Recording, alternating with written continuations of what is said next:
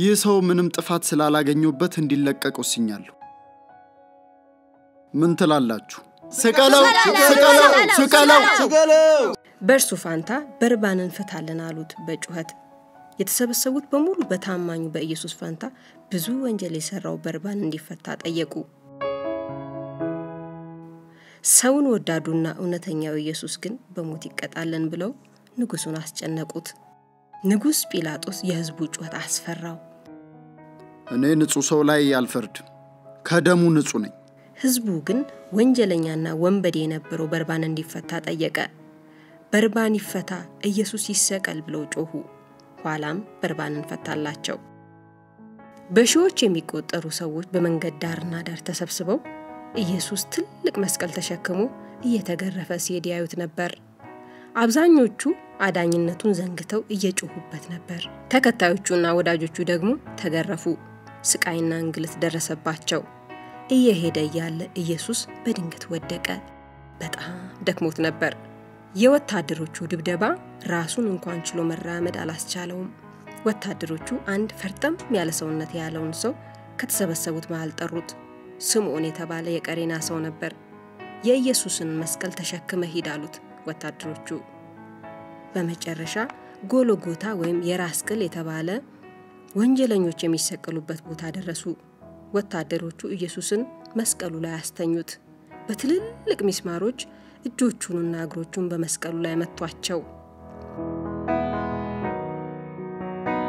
ኢየሱስን ተሸክሞ በመጣው መስቀል ላይ ሰቀሉት።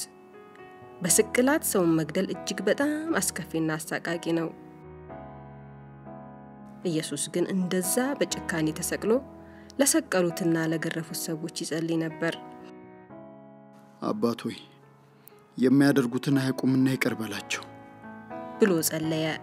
ወታደሮቹ ኢየሱስን በተሰቀለበት እያዩ ይሳለቁበት ነበር። ሌሎችን አድናለሁ ሲል ቆየ፣ ግን የታለ ራሱን ያዳነው አለ አንዱ ተሰብስበው ከሚጮሁት መካከል። ሌላኛው ይሄ የአይሁድ ንጉስ ነው አለ። ሁለት ሌቦች በኢየሱስ ቀኝና ግራ ተሰቅለው ነበር። አንደኛው ኢየሱስን ይሞግተው ጀመረ። እውነት አንተ የዓለም አዳኝ ከሆንክ እስኪኛንም አንተን ማደን አሳየን አለው። ሌላኛው ሌባ ቀጠለ። እኛ መሞት ስለሚገባን ነው የተሰቀልነው። ይህ ሰው ግን ንጹህ ነው፣ ምንም አልበደለም። ጌታ ሆይ በመንግስት በመጣ ጊዜ አስበኝ። ኢየሱስም ያለው እንደሚደረግለት ቃል ገባለት። ከዚያም ከሰዓት በኋላ ሰማይና ምድር በጨለማ ተሞላ። ኢየሱስም እንዲህ ሲል ጸለየ። አባት ሆይ ነፍሴን በእጅ አደራ ሰጣለሁ አለ። ከዚያም ነፍሱን ከስጋው በገዛ ፈቃዱ ለያት። ይህ ከሆነ በኋላ ምድር ተንቀጠቀጠች። የቤተ ክርስቲያን መጋረጃም ለሁለት ተሰነጠቀ። ዮሴፍ ወደ ንጉስ ጲላጦስ በመሄድ የኢየሱስ አካል እንዲሰጠው ጠየቀ። ከዚያም ከድንጋይ ተጠርቦ በተዘጋጀ የመቃብር ስፍራ ወስዶ በክብር አኖረው። በሶስተኛው ቀን እሁድ ከሌሊቱ 9 ሰዓት ኢየሱስ መቃብሩን ፈንቅሎ ተነሳ። ትንሣኤም ሆነ።